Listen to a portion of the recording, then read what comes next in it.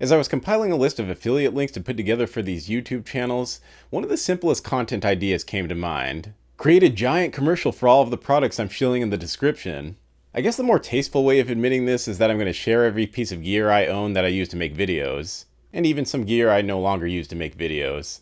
There will be 5 categories: A-roll junk, B-roll junk, editing junk, accessories junk, which I guess you could also call junk, and out of rotation junk. Let's begin with the A-roll, which, if you haven't fallen asleep yet, you are currently seeing and hearing. What you are seeing me through is my A-roll camera, the Sony a6600, which I set to movie mode and locked to ISO 100 at f1.8. The next item is what enables me to shoot at f1.8. The Sigma 18 to 35mm f1.8 art lens for Canon. I have the Canon version because, as those of you who've been around here since before 2021 know, I used to shoot everything with the Canon 90D, which we'll talk about later. But in the meantime, the next item is what enables me to connect a Canon EF mount Sigma lens to the Sony a6600. The Sigma MC11 lens mount converter for Canon EF to Sony E mount.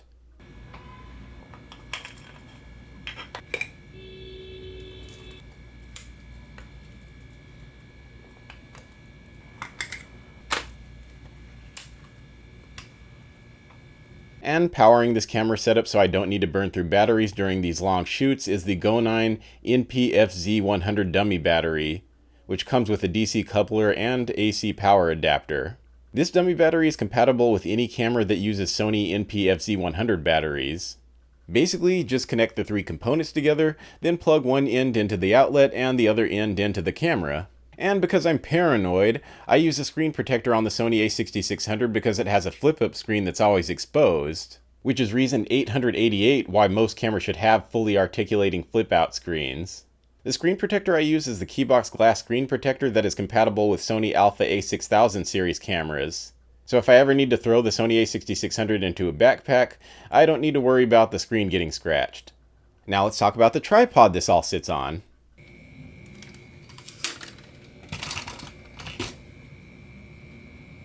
I use an old Vivitar tripod that I cannot find the exact model of on the typical websites you'd find camera gear because I purchased mine over 3 years ago at a local camera shop here in San Francisco. But the closest is this 57-inch model on Amazon, which appears to have cushions at the top of the legs that mine doesn't have. This is a basic photography tripod, and even though I have another tripod designed specifically for video, I use this photography tripod because the quick release plate has a D-ring that makes it easy to use. Moving on to the lighting, I use a pair of lights that came in a single set. And this set is the newer 2-pieces bicolor 660 LED video light and stand kit.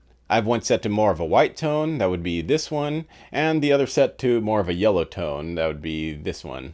Combining these lights with a lens that opens up to f1.8 enables me to shoot at night without having to crank my ISO up to a high number or, frankly, anything above 100. But to really pop my face out of the background, I use an Usentex muslin backdrop to cover up the ugly wall you may remember from my early videos. Of course, all this wouldn't matter if you couldn't hear me, and the reason you're hearing me is this Fifine Podcast USB microphone that I have plugged into a USB hub attached to my computer. I just use the QuickTime Player audio recorder to record the audio for editing later, and this microphone sits on an InnoGear microphone stand that I purchased separately. Now that we've reached the end of the A-roll list, let's talk B-roll gear, which is basically the stuff used to shoot everything you're not seeing and hearing right now. Of course, I will begin with my primary B-roll camera, the Sony a7C, my first and only ever full-frame sensor camera. Most of my outdoor video and photography is captured with this camera that I only have one lens for because full-frame gear is expensive, and that lens is the Sony FE24 to 105mm f4G OSS lens. OSS of course stands for optical steady shot, which is image stabilization built into the lens, and this allows me to go handheld. Combine this with the fact that the lens ranges from 24 to 105mm, this gives me the most versatile minimalist setup to carry around. But just in case I want slightly better audio, I carry a Rode Video Micro microphone with me. And in case I want another way to hold the camera or want to set the camera down without putting it directly on the surface, I keep a Manfrotto Pixie mini tripod with me.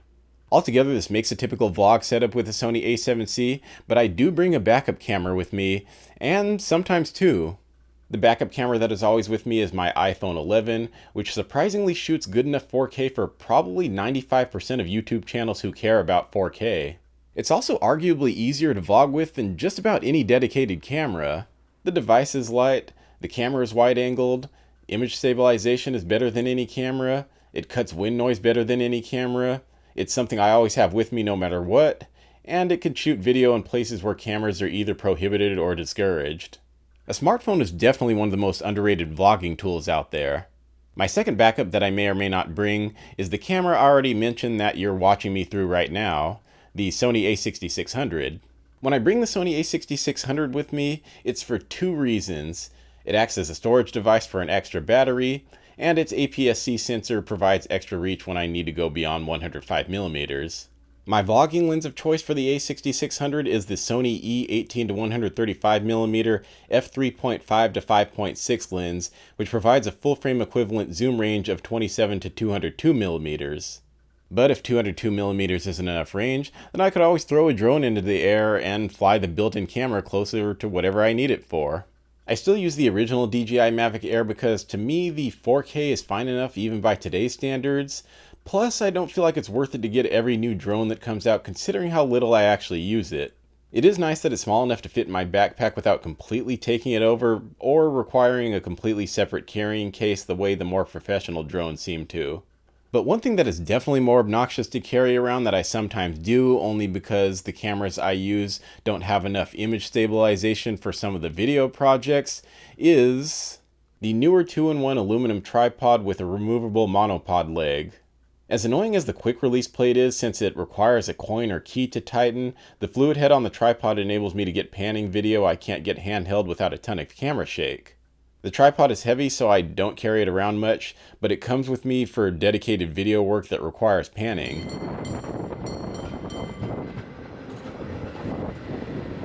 And lastly, I will give an honorable mention to the camera that built this channel, the Canon 90D.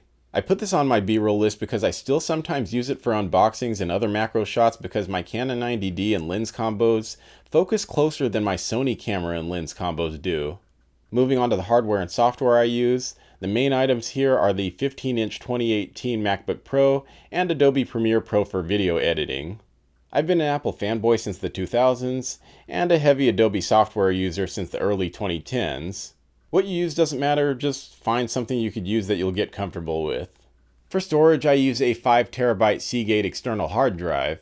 I previously used a 4TB version that I still occasionally pull old clips from for B-roll, but I won't link to it since it's actually almost $30 more expensive than the 5TB version I use, and mine came free with my Canon 90D kit.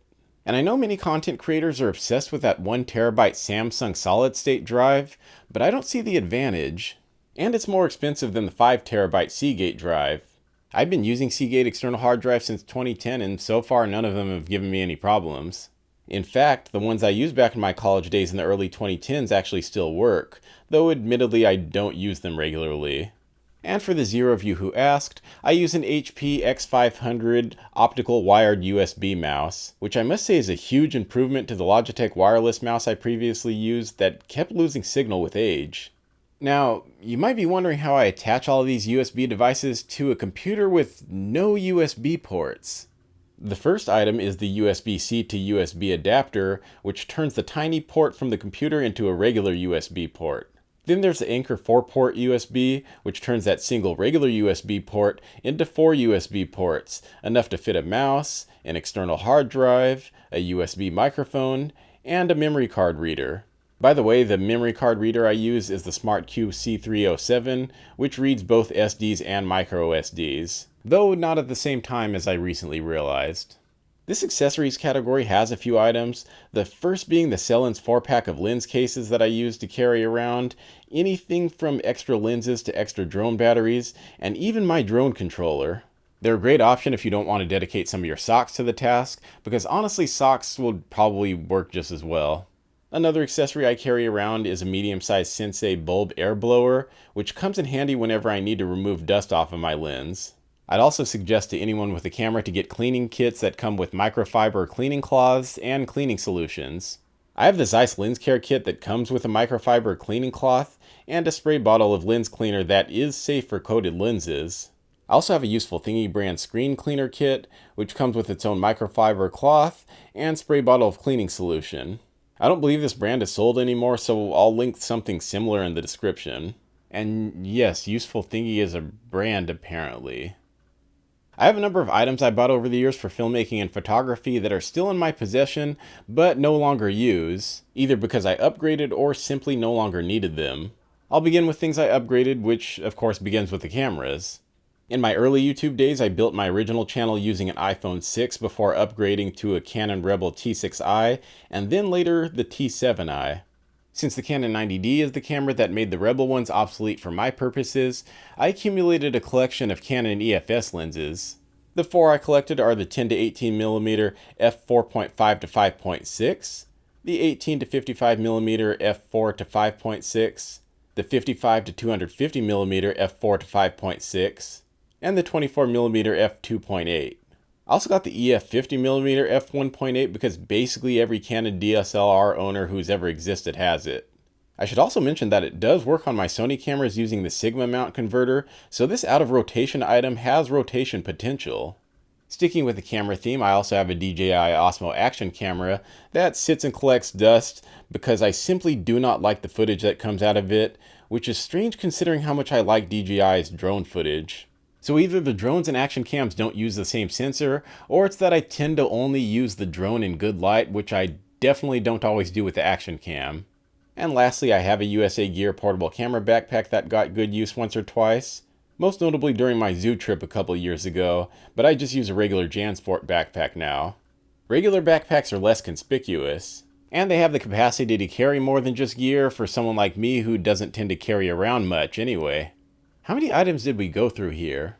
Excluding the out-of-rotation items, we went through 44 items, but since I doubled up on mentioning the Sony a6600, that would be 43 different items. These lists didn't even include the batteries and memory cards, which if you care, I stick with batteries made by the camera manufacturers, which means no third-party batteries, and basically only use 128GB memory cards. Now, you probably don't need 45 different pieces of camera gear to run a YouTube channel that looks and sounds as average as mine, but hopefully this helps some of you decide what you might be missing from your junk.